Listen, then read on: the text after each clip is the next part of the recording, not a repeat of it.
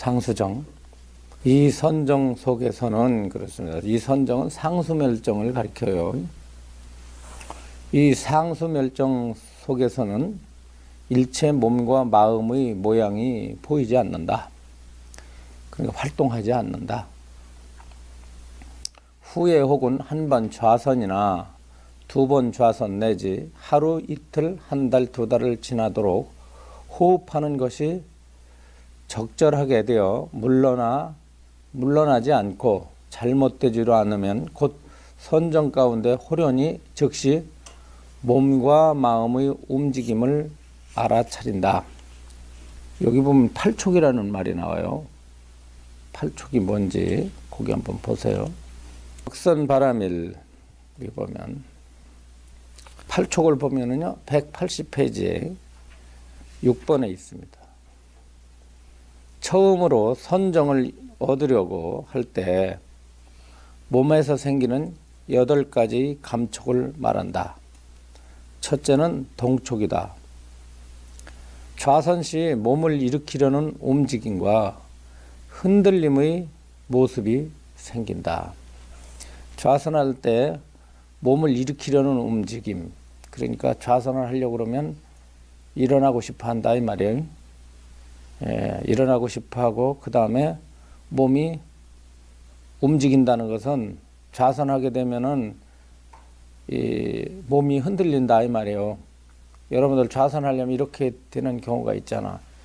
이렇게 되는 경우가 있고 이렇게 되는 경우가 있듯이 그렇게 흔들린다.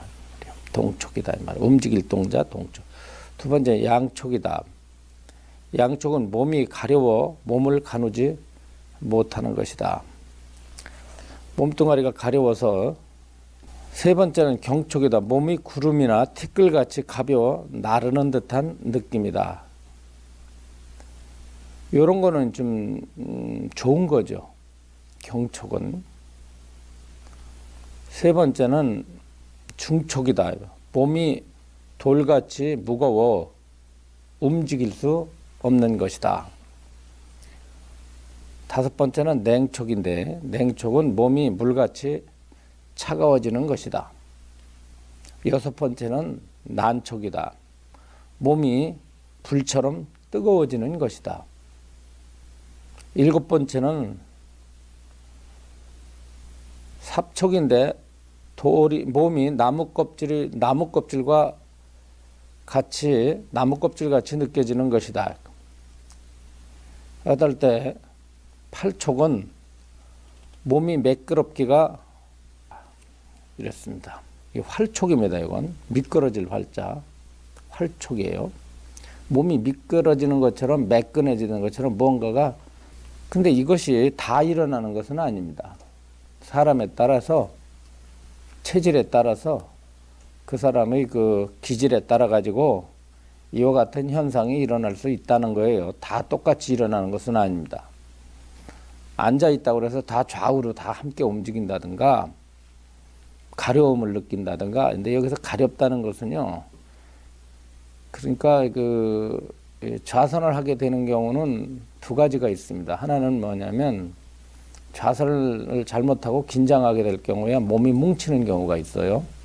긴장을 하기 때문에 오히려 좌선을 하게 되면 몸이 긴장을 해서 뭉치게 됩니다. 그러면은 등도 뻣뻣해진다든가 그렇죠. 그 목도 불편하고 이렇게 되는 것들이에요. 근데 반대로 호흡 수행을 계속하게 되면은 기혈이 오히려 윤활해져 가지고 기혈이 뚫려 가지고 몸이 아주 순환을 하다 보니까 몸에 가려움을 느끼는 경우가 있다 그 말이야. 그러니까 좌선을 잘못하게 되면은 오히려 몸과 마음이 긴장을 해가지고 여기서 말하는 대로 그 편안하지 않은 게 있을 수 있고 반대로 몸이 편안해지면서 몸이 순환이 되다 보니까 막혔던 곳이 뚫어지니까 근질근질 몸이 가렵다든가 움직이는 경우는 그렇습니다. 움직인다는 것은 좌선에서 초기 단계가 아니라도 움직이는 경우는 자기가 의도하지 않았는데 자연적으로 몸이 자기는 인식하지 못하는데 앞뒤로 이렇게 방아깨처럼 왔다 갔다 이런 식으로 한다든가 그런 경우가 있어요. 좌선하는데 자꾸 이렇게 자기는 모르는데 자꾸 이렇게 까불러는 경우가 있고요. 그 흔드는 거예요. 아니면 자기도 모르는 사이에 이렇게 되는 경우가 있고, 혹은 자세가 구부러지면은 자기가 피려고 하지 않았는데 누가 뒤에서 자세를 바로잡아 주는 것처럼 몸이 갑자기 이렇게 되는 경우가 있고, 인위적으로 하지도 않는데, 그리고 그 배에서 그 창자가 움직이는 소리가 막 꾸르륵꾸르륵하고 오장육부가 막 이렇게 움직이는 그런 현상이 있어요. 그런데 그런 현상은 그게 좌선에서 좋은 경계라고 할 수가 있습니다. 그런 것들은 긴장해서 나타나는 것이 아니라 몸이 그 좌선을 통해서 몸과 마음은 밀접한 관계를 가지고 있기 때문에 마음이 안정됨으로 인해서 몸에서 그러한 상서로운 좋은 징조들이 나타나고, 그런 수행을 통해서 몸의 건강도 회복되는 수가 있습니다. 그래서 이런 것들을 종합적으로 어떤 경우에는 수행을 하게 되면은 어떤 사람은 몸이 차지는 사람이 있고, 어떤 사람은 수행하면은 몸이 따뜻해진다고 그래요. 따뜻해진다고 하고 그러는데, 아무래도 찬 기운이 도는 것보다는 따뜻한 기운이 도는 것이 훨씬 좋겠죠. 그런 등등 해가지고 여기서 팔쪽 가운데에서 활쪽 같은 경우는 이 활자가 몇 번 말하지만 그 미끄러질 활자 혹은 그 매끈하다 이런 건데, 그런 거는 잘 모르겠어요. 몸이 매끄러워진다는 것은 무슨 의미인지는 잘 모르겠지만, 우리 그 천태 스님께서는 아마 이렇게 분류를 하셨습니다. 팔촉으로.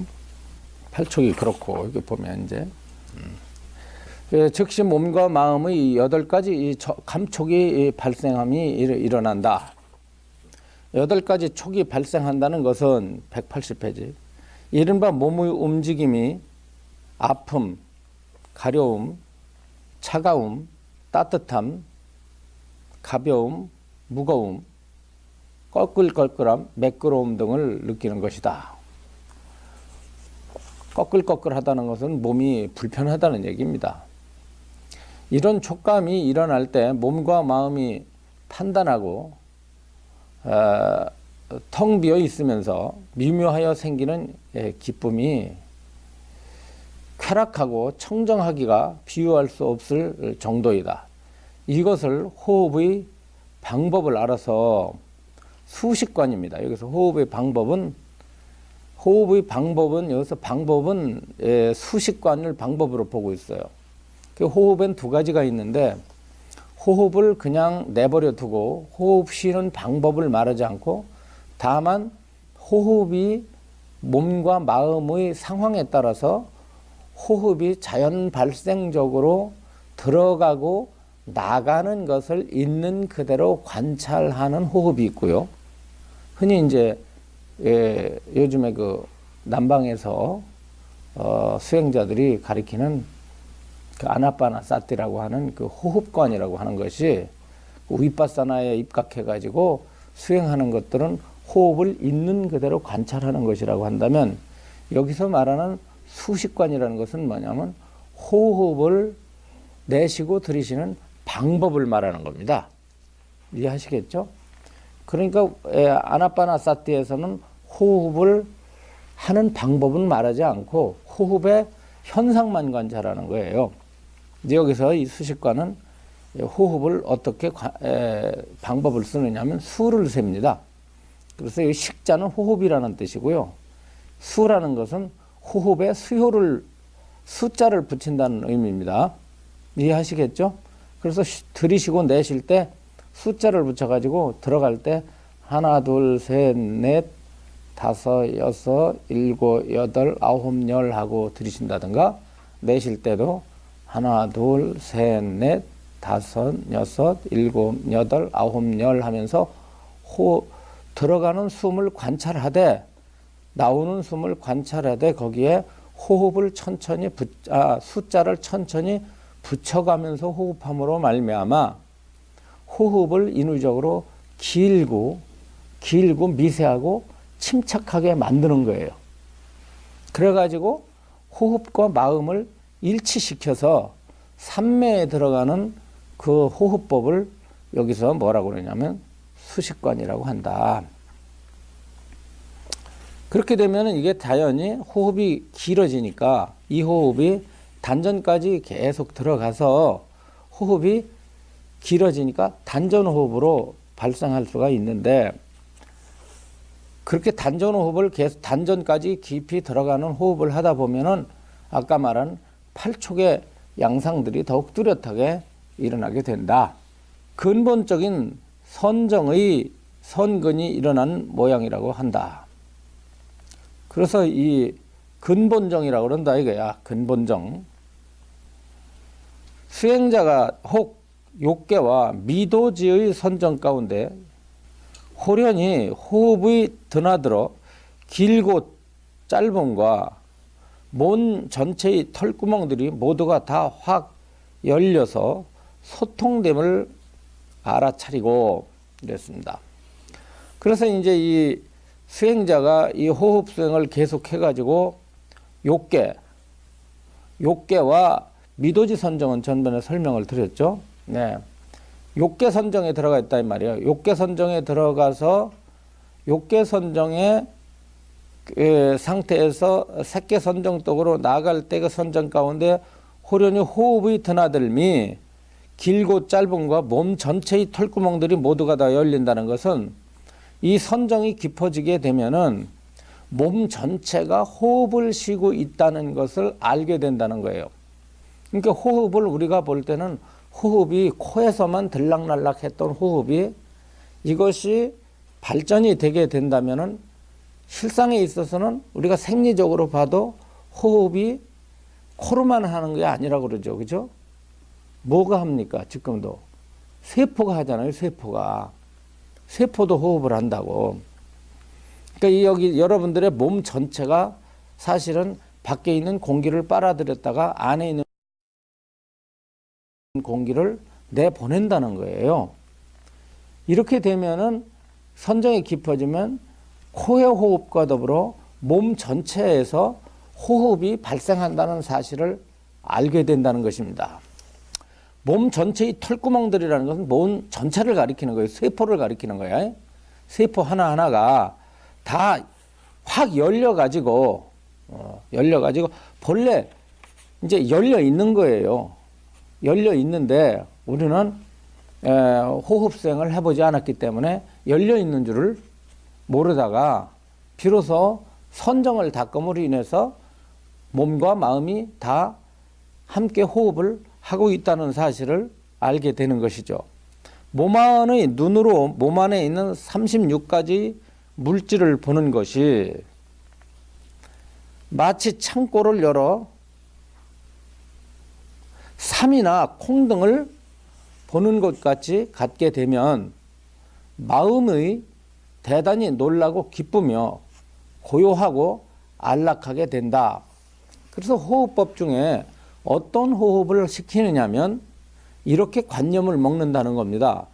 마음을 따라서 몸이 움직이는 거예요. 마음을 따라서. 그래서 이걸 갖다 이 마음이 일어나는 것을 이걸 의념이라고 그럽니다. 뭐라고 그런다고요? 의념에 따라 가지고 몸의 기능이 달라진다고 보고 있어요.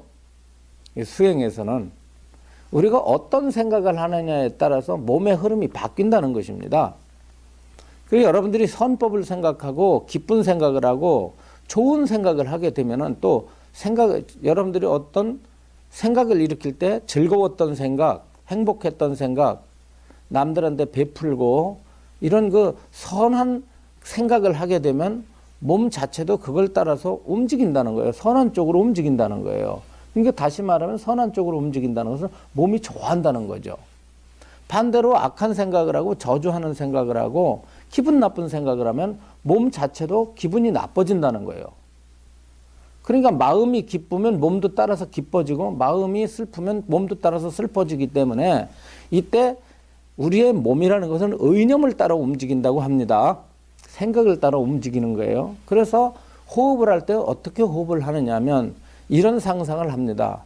나의 호흡이 몸 전체도 호흡을 한다. 몸 전체를 호흡하는지 호흡하고 있지 않은지 여러분들 모르잖아요.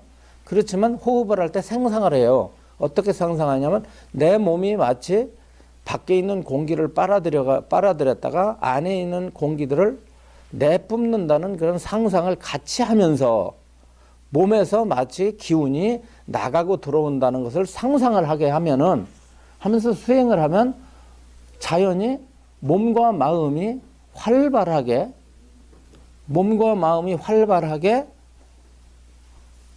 호흡을 하게 된다는 것입니다. 그래서 몸과 마음이 윤활하게 되고 몸과 마음이 윤활하게 되면서 그렇게 됩니다.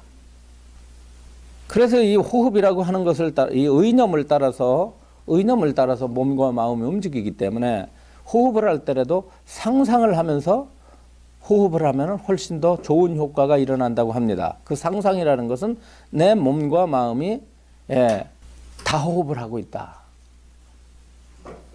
그러면 그 호흡하는 기운을 느낄 수가 있다는 것입니다. 자기 자신이 몸도 호흡하고 있다는 사실을 알 수 있다. 그런 말씀입니다. 여기서 그 지의선사께서는 수행의 근본으로 호흡 수행을 중심으로 말씀하고 계세요. 호흡 수행을. 이렇게 되면 어떻게 되냐면, 자, 경전에도 보면은 36가지 물질들을 말을 하고 있습니다. 여기 밑에 쭉 나와 있어요. 수보리여, 보살, 마살은 몸의 안을 관찰하여 발에서부터 정수리까지 알게 되는 것은 가죽으로 둘러싸여 있고 여러 가지 더러운 것이 몸에 가득 차 있다고 보아 이와 같이 생각한다. 몸에는 머리카락의 털과 손톱, 치아, 피부, 가죽, 근육, 골수, 비장, 신장, 심장,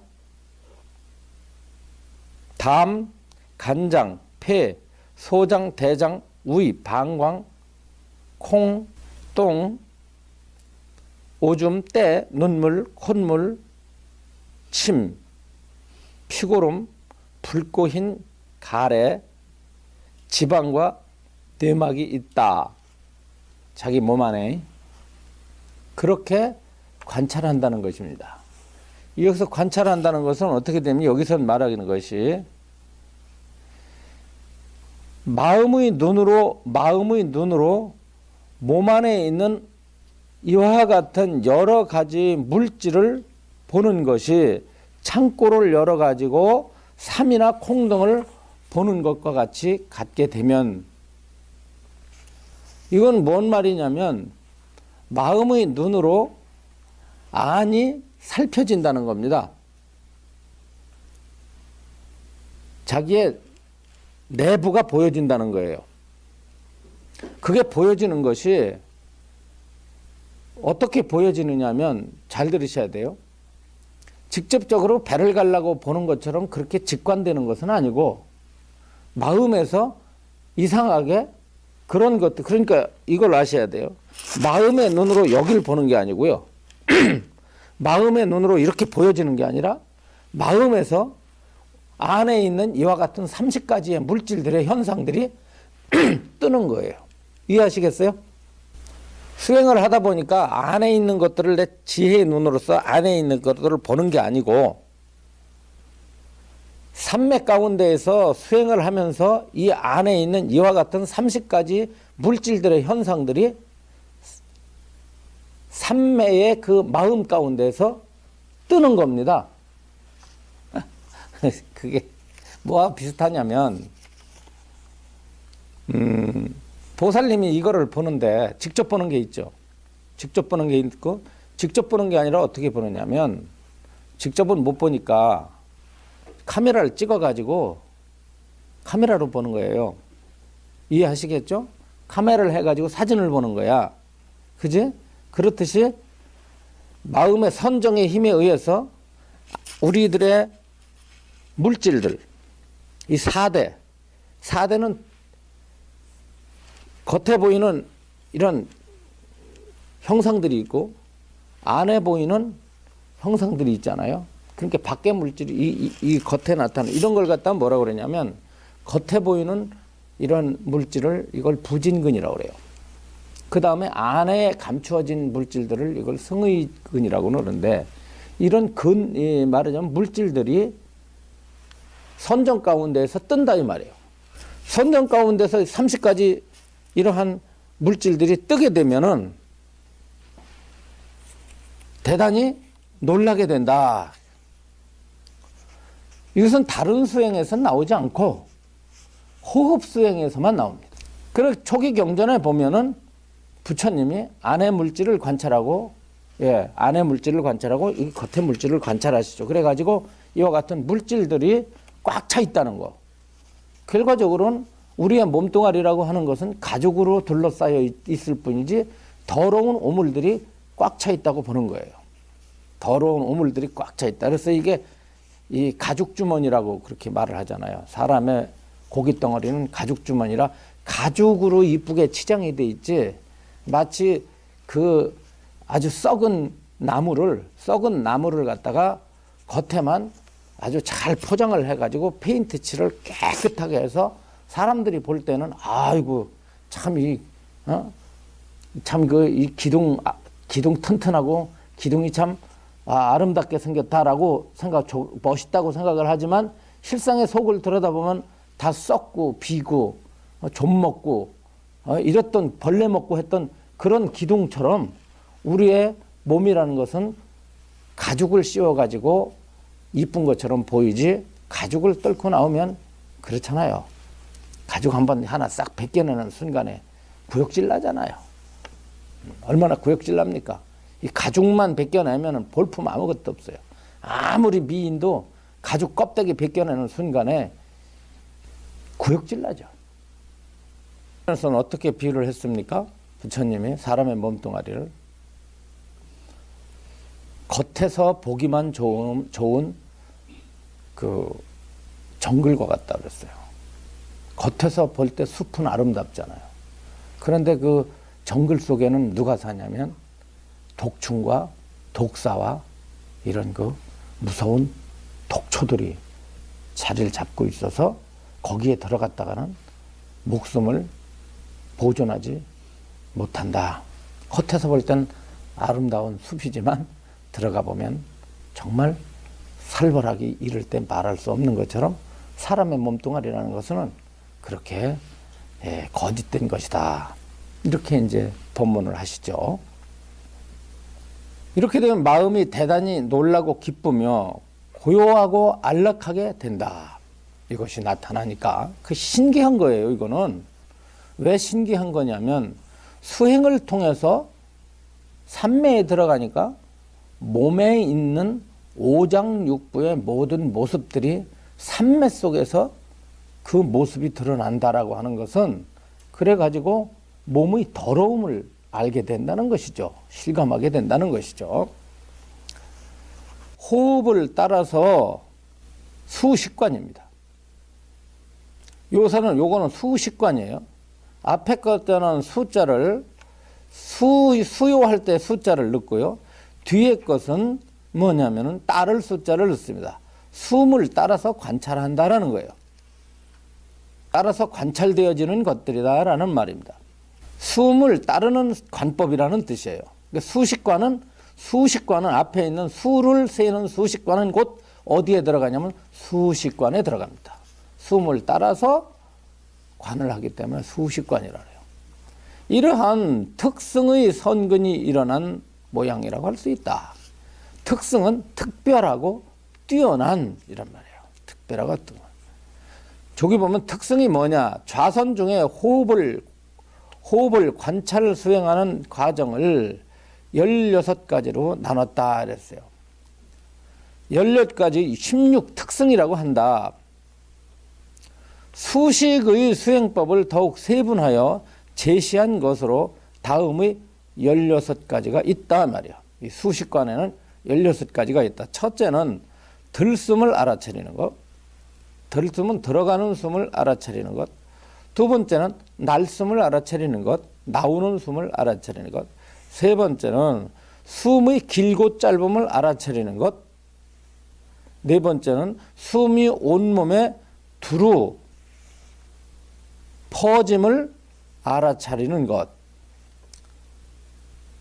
그러니까 지식 변신이라 그래요. 이걸 갖다가 숨이 몸 전체가 숨을 쉬고 있다는 것을 알아차리는 겁니다. 저는 모든 몸의 행을 제거함. 몸의 행을 제거한다는 게 무슨 뜻이에요? 행을 제거한다는 것은 몸이 조작하지 않는다는 뜻이에요. 몸으로서 이 몸이 조작을 하지 않는다. 몸이 어떠한 업을 짓지 않는다라는 걸 아는 거예요. 몸이라고 몸 혼자서 사대가 혼자서 행을 짓지 못한다는 걸 아는 겁니다. 행이라는 게 뭐죠? 조작업이라는 뜻이에요. 행위하지 않는다. 몸이 홀로 행위하지 않는다는 것을 알아챈다. 이게. 기쁨을 느낌, 그 다음에 즐거움을 느낌, 이제 모든 마음의 행을 느낌. 한문으로는 뭐라고 써있죠? 수제 심행이라고 그랬죠? 네, 수제 심행. 느낀다. 수는 느낀다는 뜻이고, 심행이라는 건 마음의 흐름을 느낀다는 뜻이에요. 마음이 행이라는 게 뭐예요? 마음이 일어나고 사라지는 것을 느낀다는 겁니다. 마음이 향하는 곳을 느낀다는 뜻이에요. 마음이 기쁨을 지어냄, 마음을 거두어들임. 마음을 거두어들인다는 것은 마음이 흐르지 않는다는 뜻이에요. 앞에 것은 마음이 흐르는 거고 뒤에 것은 마음이 흐르지 않습니다. 그래서 마음이 기쁨을 지어냄, 여기서는 기쁨을 지어낸다는 것은 마음에서 수행에 의해서 얻어지는 기쁨을 마음에서 일으키는 거예요. 마음을 일으키다가 그 기쁜 마음이 제거된다는 거예요. 발생 차례대로. 이거는 뭘 가리킵니까? 호흡 수행의 그 기본이 몸이에요. 몸. 아까 말한 몸의 기능을 관찰하는 겁니다. 그런데 이것이 확대가 돼가지고 몸을 관찰하는 것으로 끝나지 않고 이것이 확대가 돼서 어디까지 가는 거예요? 느낌이나 마음까지 가는 것입니다. 그래서 부처님께서 보리수화에서 어떤 수행을 하셨느냐 하면은 아나빠나사티를 하셨다고 그래요. 호흡 수행을 하신 겁니다. 호흡을 관찰하셨어요. 호흡을 관찰하다 보니까 호흡을 관찰하면서 삼매에 들어가면서 호흡을 관찰하는 기능이 일어났습니다. 그 기능이 바로 뭐냐면 호흡을 관찰하는 기능을 누가 하겠어요? 호흡을 관찰하는 지혜입니다. 지혜에 의해서 기능이 일어나거든요. 지용이라고 그럽니다. 지혜에서 용이 일어나요. 지혜의 작용이, 지혜는 죽은 지혜가 아니라 끊임없이 활동하고 끊임없이 무언가를 갖다가 알아내는, 밝혀내는 그러한 공능, 능력을 가지고 있어요. 지혜라고 하는 것은. 그런데 그 지혜가 일어나더니 그 지혜가 점점 호흡을 보게 되죠. 호흡의 여러 가지 현상을 보게 됩니다. 지금 말했던 들어가고 나간다는 거, 길고 짧다는 거, 그리고 온몸에서 온몸이 호흡을 하고 있다는 사실을 알아채게 되죠. 그걸 보게 되죠. 근데 그것으로 끝나지 않고 이 지혜가 점점점 커지더니 마음까지 관찰을 하게 되는 거예요. 이해하시겠죠? 예, 마음까지 가게 되고 사념처까지 다 보게 되는 것입니다. 전체를 다 보게 되는 거예요. 일체를 다 보게 되는 겁니다. 일체지가 생기는 거예요. 일체를 아는, 그때 일체라는 것은 오온을 가리킵니다. 혹은 12처를 가리켜요. 오온과 12처를 있는 그대로 다 관찰하는 지혜로 확대가 됩니다. 확대가 될 때에 그냥 알아채는 기능뿐만 아니라 몸과 마음에서 여러 가지 감정들이 일어나는데, 그때 감정이라는 것이 뭐냐면 기쁜 거, 행복한 거, 즐거운 거, 이런 감정이 일어나더니 점차적으로 그런 것들이 사라지기 시작해요. 그러니까 기쁨이라든가 행복감이라든가 경쾌함이라든가 이것은 어디서 일어나냐면 기분에 관계되는 일이잖아요. 그래요, 안 그래요? 행복하다. 기분에 관계돼. 기분은 어디서 일어나요? 욕계, 색계, 무색계에서. 욕계에서 일어나잖아요. 욕계 선정이에요. 그 욕계 선정에서 삐띠가 일어나요. 행복감. 그 다음에 점차적으로 어디로 가느냐? 색계로 넘어가면서 그런 좋은 기분들이 점점 사라지고 평온 단계로 가면서 점점 우리들의 감정이 다 사라지게 되고 그렇게 되죠.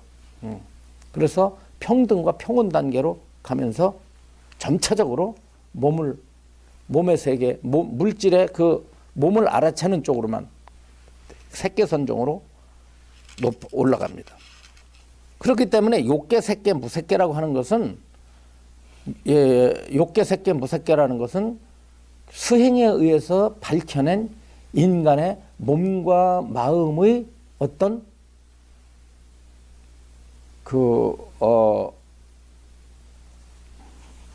실존이라고 말할까요? 예. 욕계도 존재하고 색계도 존재하고 무색계도 존재합니다. 여러분들이 욕계 속에 빠져 있는데 여러분들은 욕계 속에 빠져 있는데 욕계에서 지금 인간의 단계로만 있는 거죠. 인간의 단계로만 있고 현재 인간의 단계에서 천상의 세계를 보지 못하는 거죠. 그죠? 그렇잖아요. 그러면 천상의 세계가 어떤지를 알려면은 여러분들이 선정에 들어가면 천상의 세계가 어떻다는 걸 알게 되는 것입니다. 그럼 욕계에서 여러분들이 수행을 하게 되면 욕계 단계에서 선정을 들어갔을 때 욕계 단계에서 일어나는 행복감들이 결과적으로는 천상세계라고 말할 수가 있어요. 더 깊이 들어가면 무색계 천상으로 가는 거고, 아니 색계 천상으로 들어가는 거고, 더 깊이 들어가면 무색계 천상으로 들어가기 때문에 엄밀한 의미로 불교에서 천상은 수행을 통해서 확인될 수 있는 것이지 죽어가지고 천상이 있는지 없는지 알아보는 게 아닙니다. 천상이 어떤지 산 사람들이 알 수가 있어요. 살아서 천상을 알 수가 있다. 그렇죠? 살아서 천상에 가려면은 욕계에서 욕계 행복이 있고 욕계에 인간의 행복이 있고 욕계도 천상의 행복이 있는데 그 천상의 행복은 선정을 통해서 우리가 알 수가 있다. 그게 바로 욕계 선정, 색계 선정, 무색계 선정입니다. 사실은 색계 선정에 들어가기 전까지는 욕계의 단계에 머물러 있기 때문에 본격적인 선정이라고 할 수가 없죠. 예. 그래가지고 모든 마음이 행을 느낀다. 그 다음에 마음의 기쁨을 지어내고 마음을 거둬들인다 그랬습니다. 그 다음에가 마음이 해탈함. 심해탈이 여기서 일어납니다. 여기서 마음이 해탈하면서 무상을 관찰함, 마음이 나고 흩어짐을 관찰함, 욕을 관찰함, 멸을 관찰함, 버림을 관찰함. 그런데 이것이 단계적으로 일어나기보다는 이것이 거의 동시적으로 일어난다고 보는 것입니다. 이게 같이 지나가는 것이지 같이 지나간다고 보는 거예요. 이 수승한 단계가 이러한 특성의 선근들이 일어나는 모양이라고 한다. 특성이 일어나면 관하는 지혜가 있어 숨이 온몸에 두루 다 미치는 것을 보고, 여러분들이 들어가는 숨이 여러분들은 어떻게 보냐면 건강이 안 좋을수록 숨이 깊이 들어가지를 못해요. 그 환자들을 보면 숨이 여기서 껄떡대잖아요. 이거 바로 여기 목 밑에서 껄떡대잖아요. 그러다가 목 밑에서 껄떡대다가 다 돌아가시잖아요. 그런데 건강할수록 숨이 가슴 전체를 쉬잖아요. 그런데 수행을 하게 되면, 호흡 수행을 하게 되면 이것이 어디까지 가냐면 보통 사람이 이 폐에서 그치는 숨이 폐에만 머무르지 않고 배 쪽으로 내려가 가지고 배 전체와 덤불어 상체 전체가 호흡을 하더니 깊어지면 어떻게 되느냐면 이 들어간 호흡이 이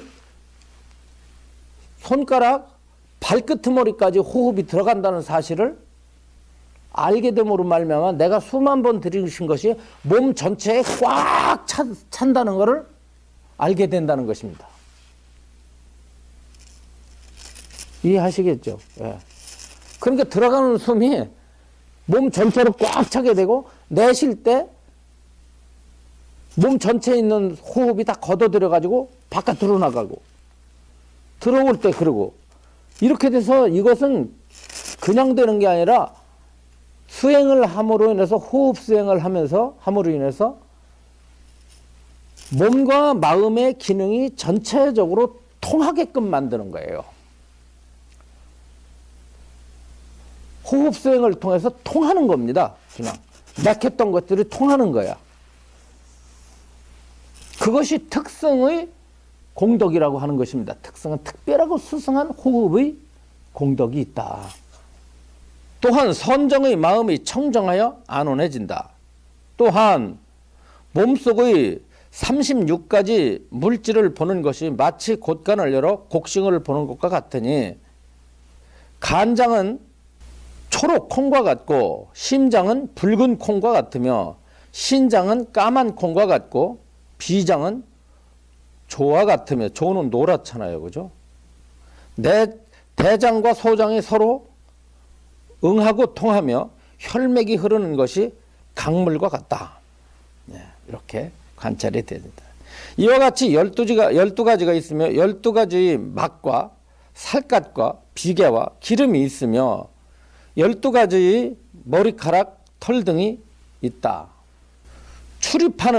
출입은 들어가는 숨과 나오는 숨을 출입하는 식은 호흡이에요. 호흡식자입니다. 이게. 호흡부의 그 사이를 다스리고 있다. 호흡이 그 사이를 다스리고 있다 이거예요. 호흡이 그러니까 호흡이 사이를 다스린다는 것은 오장육부들을 다 다스리고 있다 이거예요. 그래서 오장육부가 망가지게 되면 호흡도 망가지게 되는 것이고 호흡을 잘못 쉬게 되면은 오장육부도 자연히 망가지게 되어 있으니까 호흡을 잘 쉬는 법을 우리가 배워야 되는데 그 호흡을 잘 쉬는 법으로서 수식관을 말씀하고 있다. 몸과 마음의 건강을 되찾기 위해서 호흡을 권장하고 있는 것입니다.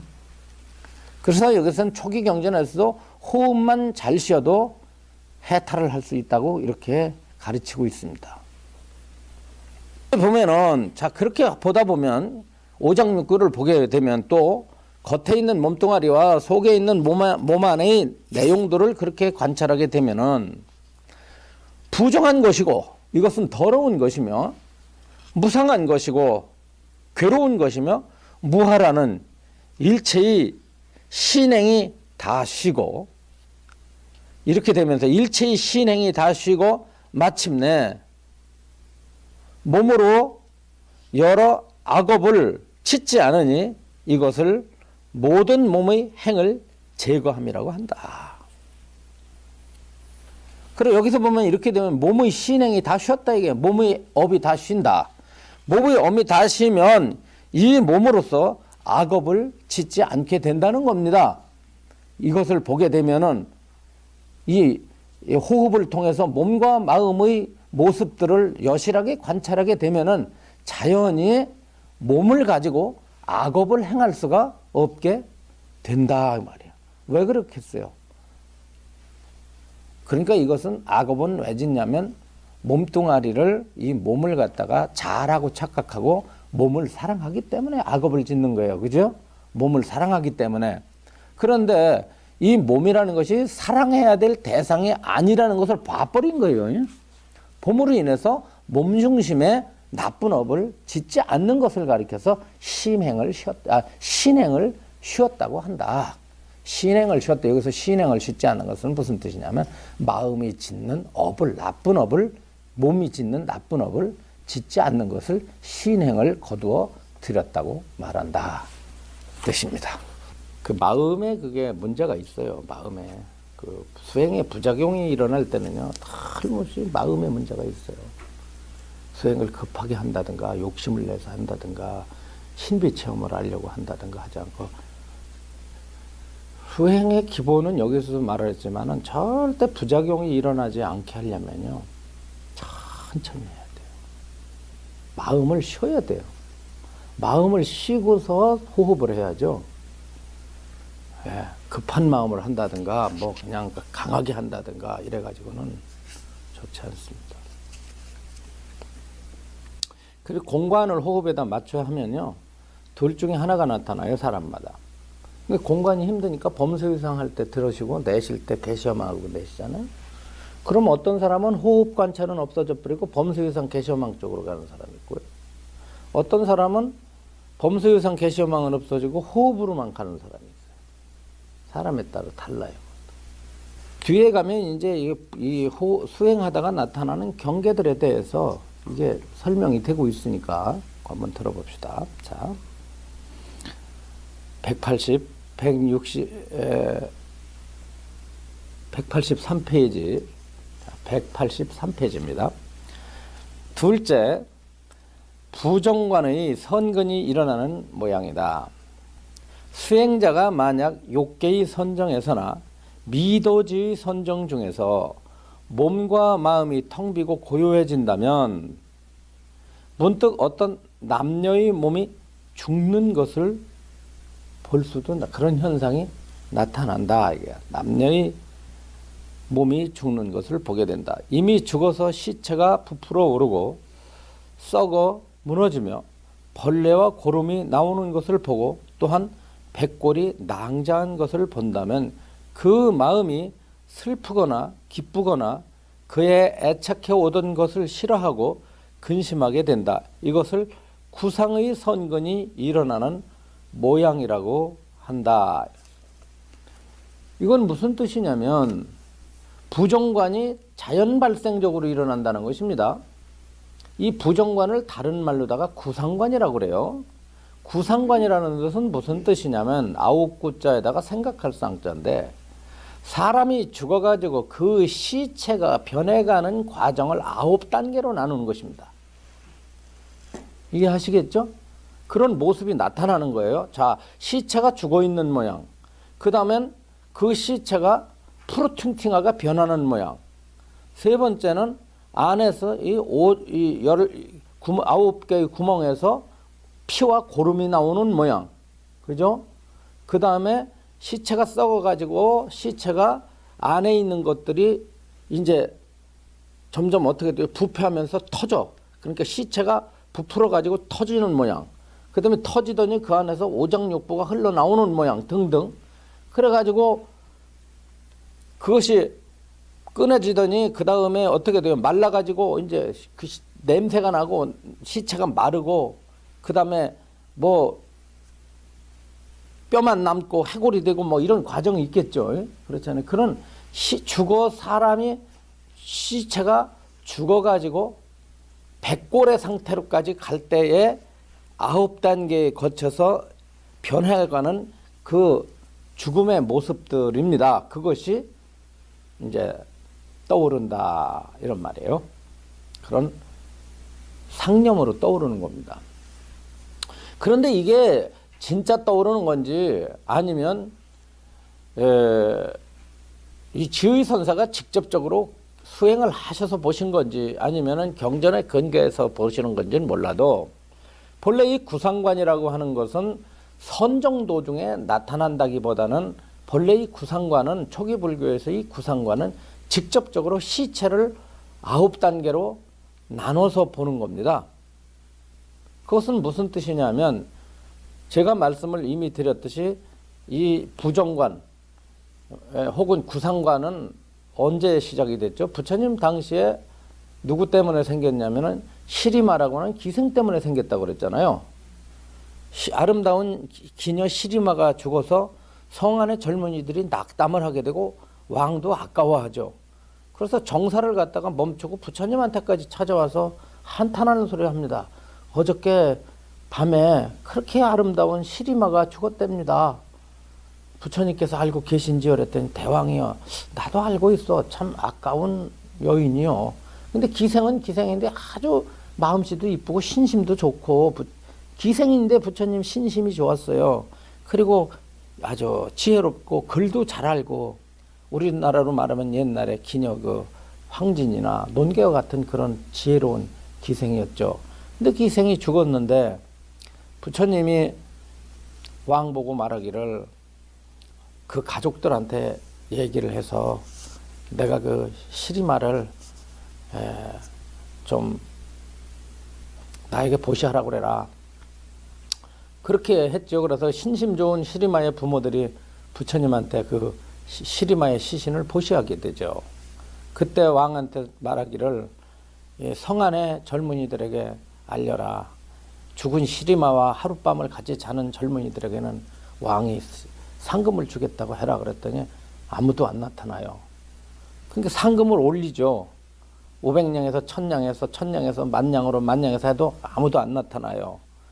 살아있을 때는 시리마하고 연애 한번 하겠다고 온갖 벼슬아치와 젊은이와 이런 부호들이 와가지고 허구한 날 문전에 와가지고 왔다 갔다 하더니 시리마가 죽어서 시체가 되니까 돈을 준다고 해도 하룻밤을 같이 못 자니까 부처님께서 무상을 살아죠.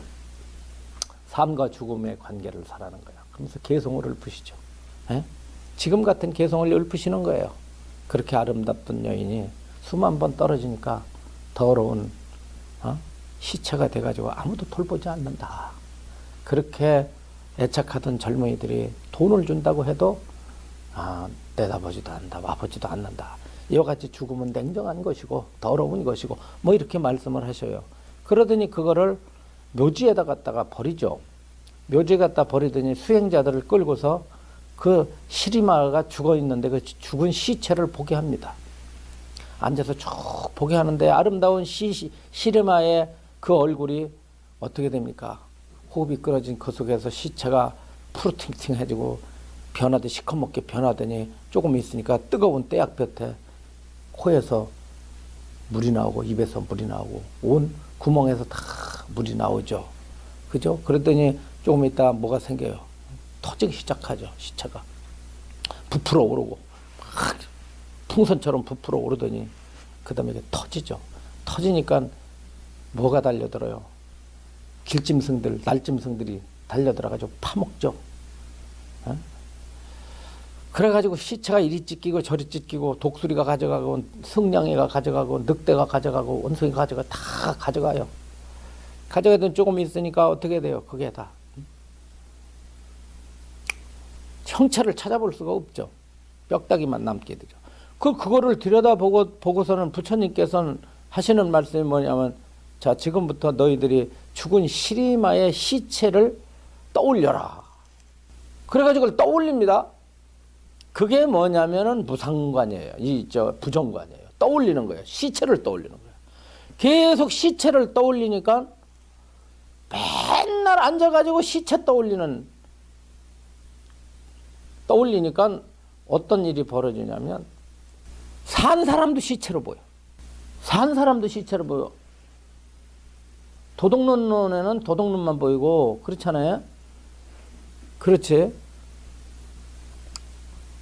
부처님 눈에는 부처님만 보이듯이 시체만 생각하니까 모든 게 시체로 보이더니 나중에 자기 몸에 대해서도 자기 몸도 몸뚱아리라는 게 다만 이렇게 더럽고 참 무상한 것이라는 그런 것을 뼈저리게 수행자들이 느낌으로 말미암아 몸에 대한 집착을 버리게 되고 몸에 대한 자랑을 끊게 되죠. 살아있다는 자랑을 끊게 돼요. 그것이 무상관과 구상관의 공부인데 직접적으로 그랬는데 이 소지관에서는 어떻게 말씀을 하고 계시냐면 호흡 수행을 하게 되면 자연적으로 남녀의 죽은 모습이 떠올리면 그게 떠올려지면서 시체가 변해가는 과정이 스스로 선정 가운데서 뜬다는 거예요. 구상관이 스스로 된다는 것입니다. 그것이 사실인지 아닌지는 나는 잘 모르겠어요. 그 문제에 대해서, 이 문제에 대해서는 잘 모르겠습니다. 구상관이 그렇게 뜨는지에 대해서는 모르겠으나 남방의 그 논서, 대표적인 지금 미얀마나 이쪽 태국에서 소위 논서로 삼고 있는 청정도론이라고 하는 위스디마카라고 하는 청정도론에는 이 부정관에 대해서 구체적으로 설하고 있지만은 선정 도중에 스스로 시체가 뜬다는 말은 사실은 없어요. 없는데 이 소지관에서는 이런 것이 소개되고 있습니다. 과연 이것이 사실인지 아닌지는 내가 수행을 해서 확인해 보지 못해가지고 뭐라고 말하지 못하겠어요. 그 마음이 슬프거나 기쁘거나 그가 애착하다온 것을 싫어하고 근심하게 된다. 이것을 구상의 선근이 일어나는 모양이라고 한다. 그랬습니다. 그렇죠. 구상은 음욕 등의 탐욕을 제어하기 위하여 시신의 추악한 모습을 9가지로 관하는 부정관을 말한다. 다음과 같은 구상관으로 삼매에 들어간다. 첫째는 창상이다. 시체가 평평하게 부어오르는 모습. 둘째는 괴상이다. 시체가 썩어가는 모습. 세 번째는 담상이 시체가 새나 짐승에게 뜯어 먹히거나 벌레들에게 먹히는 모습. 네 번째는 산상이라 해골과 뼈가 흩어지는 모습. 다섯 번째는 혈도상이라 시체가 고통과 피로 더러워진 모습. 여섯 번째는 청어상이라 오래된 시신이 검푸르게 변하는 모습이요. 일곱 번째는 농란상이라 냄새나는 썩은 물이 나오고 무너지는 모습이라. 여덟 번째는 골상이라 가죽과 살이 없어지고 백골만 남는 모습이라. 아홉째는 소상이니 시신이 불에 타가지고 재나 흙으로 돌아가는 모습이다. 이걸 갖다 구상이라고 한다. 혹은 고요한 선정 속에서 문득 몸의 내부에서 부정한 것을 보거나 또는 몸의 외부가 더럽거나 부풀어 낭자한 것이니 그죠? 낭자한 것이니 부풀어서 낭자란 것이나 또는 자기 자신의 백골이 머리부터 발끝까지 마디마디가 서로 받치고 있는 것을 보게 된다 이 뜻이에요. 그러니까 선정 가운데에서 이런 것이 뜬다는 얘기입니다. 아까 오장육부가 뜨듯이 오장육부가 선정 가운데에서 뜨듯이 시체가 썩는 모습이 선정 가운데서 나타날 수 있다는 것입니다. 그러니까 초기 불교에서의 그 부정관은 직접적으로 시체를 관찰해서 그것을 떠올리는 데 반해서 여기에서는 그런 걸 하지 않았는데 선정 가운데서 뜬다는 얘기예요. 자연 발생적으로 뜨는 겁니다. 이런 것들을 다 보고 난 뒤에는 선정의 마음이 편안하고 고요하여 무상을 문득 깨달아 오욕을 싫어하고 근심하며 아상이나 인상에 집착하지 않는 것이니. 그런데 부처님께서는 이 부정관을 시킬 때, 시체를 관찰을 시킬 때 대부분 어디 가서 했느냐면 부처님 당시에 비구들은 그 뒤로부터 공동묘지에 가가지고 시체를 던지잖아요. 인도에서는 화장하는 방법이 있고 조장이라고 그래가지고 그냥 시체를 들판에다 버리잖아. 그게 시다림 아니야. 그래서 요즘에 절에서 시다림 한다라고 하는 것이 그것이 뭐냐면 부처님 그 당시에 시체를 버리는 장소가 있어요. 그렇죠. 그러니까 공동묘지 비슷한 데가 있어. 거기 가가지고 시체를 보는 거예요. 보는데 그 시체를 관찰하는 이 부정관을 하는데 두 가지 종류의 수행자들은 제휴시켰습니다. 하나는 누구냐면 비우기가 약한 비구. 비유가 약한 사람은 그걸 못 봐요. 볼 수가 없어요. 오히려 수행에 방해가 되죠. 그리고 두려움이 많은 사람은 안 돼요. 두려움이 많고 담이 약한 사람은 어떤 일이 벌어지냐면 귀신이 침노를 해요. 아니 밤중에 가가지고 시체 떠올리고 경동묘지에서 시체 떠올리고 있는데 무서운 사람, 두려움 많은 사람이 거기서 그 짓 할 수 있어요? 못한다고. 그리고 담이 약하면 공동묘지 갔다가 괜히 귀신 헛것 보고서 경계해가지고 나중에 잘못되면 어떡할 거야. 그러니까는 사실 부정관을 하고 구상관을 했던 사람들은 몇 안 돼요. 근데 구상관을, 이 시체관을 누가 했냐면 가섭존자가 했어요. 가섭존자는 주로 뭐를 떠올렸냐면 시체의 마지막 단계인 해골을 떠올렸어요. 뼈다귀를. 그리고 맨날 뼈다귀만 떠올렸어요. 그 뼈다귀만 떠올리다 보니까 산 사람을 보고 자기만 봐도 자기가 뼈다귀로 보이고 산 사람도 뼈다귀로 보이는 거예요. 그런데 어느 날 앉아가지고 뼈다귀를 관찰하고 있다가 나 선정에 들고 있는데 어떤 젊은이가 앞에 가다가 자기 애인을 잊어버렸어. 그래가지고 스님 혹시 이 앞으로 여인 하나 지나가는 거 못 봤습니까? 그랬더니 가섭이 하는 말이 글쎄 방금 지나가긴 지나갔으나 남잔지 여잔지는 모르겠고 다만 뼈다귀 한 틀이 지나가는 것은 봤다고. 그렇게 그러니까 여러분들이 지금 앉아있지만 뼈다귀가 앉아있는 거고 살덩어리가 앉아있는 거고 가죽이 이쁘게 치장을 했을 뿐이야. 가죽이. 그러니까 우리가 이쁘다, 밉다, 무슨 곱다라는 게 사실은 우스꽝머리스러운 일이죠. 그죠? 어? 얼마나 우스꽝머리스러운 일이에요. 그러니까 부처님이 볼 때는 이쁜 것도 없고 참 미운 것도 없는 거야. 잘생긴 것도 없고 못생긴 것도 없는 거야. 부처님 당시에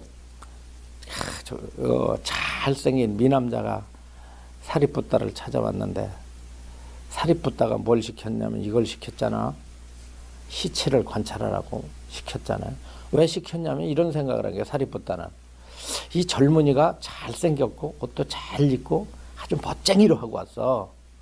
그러니까 멋쟁이로 하고 다니는 사람들은 자기 외모에 대해서 자부심을 느끼든지 아니면 자기의 외모에 대한 그런 애착이 많다고 보는 거야. 부처님이 볼 때는. 그러니까 이 남자는 이렇게 멋쟁이로 하고 다니고 얼굴도 잘생겼으니까 자기 몸에 대한 자부심이 있고 몸에 대한 자부심이 있다는 것은 몸의 무상을 알지 못하는 것이고 몸을 제대로 관찰하지 못하는 것이다 해놓고서 몸에 대한 집착을 끊어주기 위해서 몸에 대한 자랑하는 자기 외모에 대한 자랑을 끊어주기 위해서 시체를 관찰하겠어요. 바로 저 시체가 당신이요. 저 시체의 몸뚱아리나 당신의 몸뚱아리나 다를 게 없어. 그러면서 시체를 보게 했는데 시체를 보게 하니까 어지러워. 복잡한 거야. 수행이 되는 게 아니라 번뇌가 더 일어나. 그러니까 수행이라고 하는 것은 만병통치가 아니야. 같은 그게 부정관이 다 통하는 건 아니라고. 그러니까 수행 못하겠다고 하는 거예요. 되지도 않고 마음이 더 어지럽고 더 번거롭다. 그래가지고 그게 이제 사리푸따가 아무리 지혜롭고 아라한의 그 경지에 올랐다 할지라도 사리푸따하고 부처님하고는 다른 것이 부처님은 중생의 근기를 식별하는데 탁월하시거든. 그래서 아라한과 부처님의 다른 것 가운데에서 18불공법이 있는데 똑같이 번뇌를 다해가지고 이 모든 고통으로부터 건너셨지만은 아라한이 갖추지 못한 18가지 가운데 그런 게 뭐냐면 중생을 척보만 하는 거예요. 근기를 딱 보면. 그러니까 사리불이 와서 상의를 해서 부처님께 젊은이 하나가 왔는데 그 외모가 이래서 부정관을 시켰는데 삼매에 들질 못합니다. 그랬더니 부처님께서 하시는 말씀이 사리푸따요. 아무리 좋은 수행이라 할지라도 사람의 근기를 살펴보고 그 사람의 기질을 보고서 수행을 줘야 되느니라. 그런데 열애가 그를 관찰하건대 그는 과거에 금을 세공하던 사람이었다. 과거생에 금세공가야. 그러니 그 마음이 얼마나 아름답고 미세하겠어요. 그렇잖아요. 그러니까 금세공을 하니까 아주 아름다운 것을 좋아하고 또 아주 미세해. 그런데 느닷없이 아름다운 것을 좋아하는 사람에게 그런 사람에게 느닷없이 시체를 갖다 대면 반작용이 일어나지 않냐 이거야. 그렇죠? 안 된다 이거지. 그러니까 어떤 방법을 썼냐면 그 애가 좋아하는 것을 관찰하게 해라. 이래가지고 부처님이 직접 가서 연꽃이 가득 핀 연못으로 들어갔어. 그러니까 그걸 보는 순간에 너무 좋아. 자기가 옛날에 금세공가였었으니까 금을 가지고 조각을 만들던 사람이에요, 전생에. 그러니까 연꽃을 보니까 환희심이 일어나. 그러니까 부처님이 뭐랬냐면 지금 앞에 있는 연꽃을 바라보고 연꽃을 떠올리라 그랬어. 잘 떠올려지는 거야. 그게 연꽃관이야, 그게. 연화관. 연꽃을 상상하니까 연꽃에서 거기서 산매에 들어가는 거라. 그런데 그 연꽃의 그 싱싱함과 연꽃의 아름다움과 연꽃의 향기가 나는 것처럼 그렇게 마음의 행복감을 느끼고 있는데 갑자기 부처님께서 신통으로 연못에 있는 연꽃을 추잡하게 치게 했어. 신통으로다. 눈을 딱 떠보는 순간 아름다운 연꽃이 삽시간에 치면서 추악한 모습으로 딱 그것이 나타나니까 마음에서 뭐가 되냐면 자당발성적으로 모든 법이 더럽고 무상하다는 법을 깨닫게 된 거야. 이게 거기서 그걸 관찰하게 되는 거예요. 그러고 나서 너의 몸과 마음은 이렇게 더럽고 무상한 것이고 연꽃이라고 하지만 지고 나면 연꽃이라고 하는 실체가 없지 않느냐. 이래가지고 모든 몸과 마음은 실체가 없고 몸과 마음은 나가 아니고 몸과 마음은 무상하며 몸과 마음은 더러운 것이다라고 이렇게 가르치고 수행을 해가지고 그 결과를 얻어요. 그렇게 얻듯이 이 구상관이라고 하는 것은 사실은 모든 비구들에게 실제 다 적용됐던 것이 아니라 특별한 기질을 가진 사람들에게 구상관을 시켰는데 여기에서는 이러한 구상관이 마음에서 호흡 수행을 하는 가운데에서 산맥 가운데서 구상관이 나타날 수 있다고 말합니다. 이렇게 되면 무상을 문득 깨달아 오욕을 싫어하고 근심하여 아상이나 인상, 나라는 생각이나 사람이라는 생각에 인상, 남이라는 생각에 집착하지 않을 것이니 이것을 배사의 선근이 일어나는 모양이라고 한다. 배사에 대해서 나왔습니다. 배사는 버릴 배자예요. 버릴 배자, 밀 배자입니다. 이 배가요. 민다는 뜻이에요. 이렇게. 예. 그 다음에 버린다. 사라는 건 버릴 수 없잖아요. 밀고 버린다는 뜻이에요. 등진다는 뜻으로 곧 8가지 선정의 힘으로 탐욕 등의 모든 번뇌를 버리는 것을 말한다. 이것을 팔배사라고 한다. 그랬어요. 팔배사라고 한다. 8가지 선정으로서 탐욕을 버리는 것을 이것을 팔배사라고 한다. 배는 여기서 등졌다는 뜻이에요. 탈과 같은 뜻이다. 그러니까 팔배사라는 말은 팔해탈과 같은 뜻. 팔해탈이 뭐예요? 팔해탈은 팔선정을 말합니다. 팔선정. 팔선정은요. 그러니까 색계선정 4개와 무색계선정 4개를 차례대로 버리고 갑니다. 초선에 2선에서는 초선을 버리게 되고 3선에서는 2선을 버리죠. 그죠? 쭉쭉 계속 놓고 가잖아요. 자, 초선에 들어가면은 욕계선정을 버립니다. 색계 초선에 들어가면 욕계선정을 버리고 색계 2선정에서는 초선정을 버려서 내지는 다 버리고 가죠. 계속. 이러기 때문에 이것을 팔해탈이라고 한다 이 말이에요. 또 선정의 마음 가운데 내부의 몸 또는 외부의 몸 모든 하늘을 나는 조류, 달리는 짐승, 옷과 음식과 가옥과 살림 등이 모두 다 깨끗하지 않은 것으로 본다면 이것을 큰 부정관 선근이 일어나는 모양이라고 한다.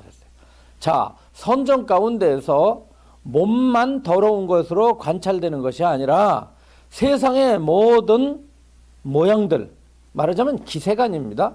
기세간이라고 하는 우리 여러분들을 둘러싸고 있는 모든 지구와 모든 우주와 모든 은하계가 다만 이런 것들이 다 깨끗하지 않은 것이라고 하는 선근이 일어나게 된다. 그렇게 일어나게 된다. 자연 발생적으로 부정관이 된다는 뜻입니다. 이 3개가 모두 더럽고 무상하다는 사실을 보게 된다. 셋째, 자심의 선근이 일어나는 모양이다. 자심은 기쁠 자자입니다. 기뻐하는 마음이에요.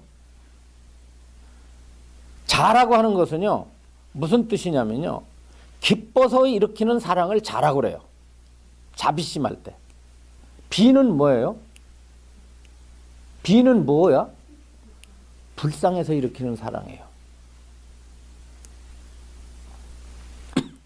자는 기뻐서 일으키는 사랑이고, 비는 가엾어서 일으키는 사랑이에요. 가엾으면 어떻게 되죠? 마음이 애잔하잖아요. 지금 말한 대로 슬픔까지는 아니지만 아무튼 뭔가 그죠? 마음이 애민하잖아요. 기쁘다는 건 왜 기쁘겠어요? 기쁨은 내가 사랑을 일으키는 것이 좋아서, 내가 기뻐서 일으키는 사랑이에요. 자예요. 비는 상대방이 가엾어서 일으키는 거예요. 그 이것을 자비라고 그래요. 그래서 자비라는 말이 그냥 사랑이 아닙니다. 또 그 자가요. 그래서 부모가 자식을 바라볼 때 기쁘잖아요. 그죠? 혹은 그 자식이 잘못되었을 때 가엾잖아요.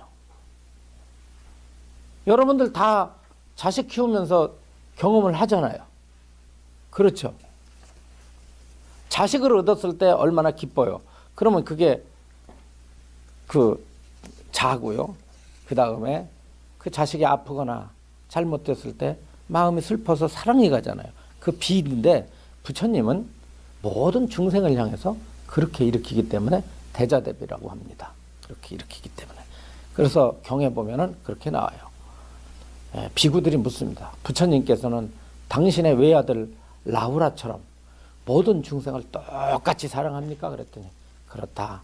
나는 모든 중생을 볼 때 나의 아들 라우라처럼 똑같이 사랑한다.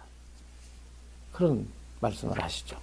실제 자심의 선근이라는 말, 수행자가 지관을 수행함으로써 만약 욕계나 미도지 선정을 얻었다면 이 선정 속에서 문득 마음으로 중생을 자유롭게 할 생각을 일으키거나 혹은 친한 사람이 즐거움을 얻는 모양을 연하여 곧 깊은 선정을 일으키면 내심으로 얻은 그 기쁘고 즐거움과 청정함이란 달리 비유할 수가 없다.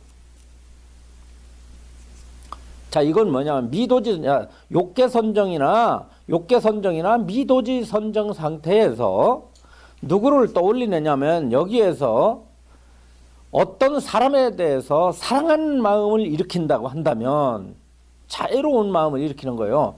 여기서의 자애는 애욕이 아닙니다. 예? 그렇잖아요. 짝사랑하는 어떤 젊은이가 욕계 선정이나 미도지 선정에 들어가 가지고 그 여인을 떠올린다면 안 돼요. 그건 자애가 되지가 않은 게 아니라 집착이 되기 때문에. 그렇죠? 예, 그런 집착의 대상은 안 됩니다. 이렇게 된다면은 그걸 일으킨다는 거예요. 그 안에서 생각을 일으키면 그것을 인연으로 해가지고 그 기쁘고 즐거운 것이랑은 더 배가가 된다 이거야. 그 선정을 겸수해서 닦죠. 선정을 겸수해서 닦는 게 이게 뭐냐면 자애관입니다. 자애관이 있죠. 자애관이라고 하는 것은 관념적인 거면서 동시에 선정으로 들어가는 욕계 선정에 들어가요. 이 자애관은 욕계 선정입니다. 그러니까 여기서 그걸 말하는 거예요. 들어갈 때 어떤 사람을 떠올리거나 혹은 특정한 사람이 아니라도 우주에 있는 모든 생명들을 위해서 축복하는 마음을 갖는다. 축복하는 마음을 갖는데 어떻게 되냐면 이런 방법을 쓰는 것입니다. 이렇게 돼요. 자애관이라는 게 그런 거야. 자애관이라는 것이 다른 게 아니라 자애관은 마음속으로 증오의 대상이 되는 사람을 떠올리든지 아니면 어떤 사람을 마음속으로 떠올려서 그 사람을 위해서 일심으로 축원하고 기원하는 것을 이것을 자해관이라고 합니다. 그 자해관을 계속함으로 인해서 선정 상태에 들어갈 수도 있다. 자해관을 통해서 욕계 선정에 들어갈 수가 있다. 그 말씀입니다. 자, 오늘 여기까지 합시다.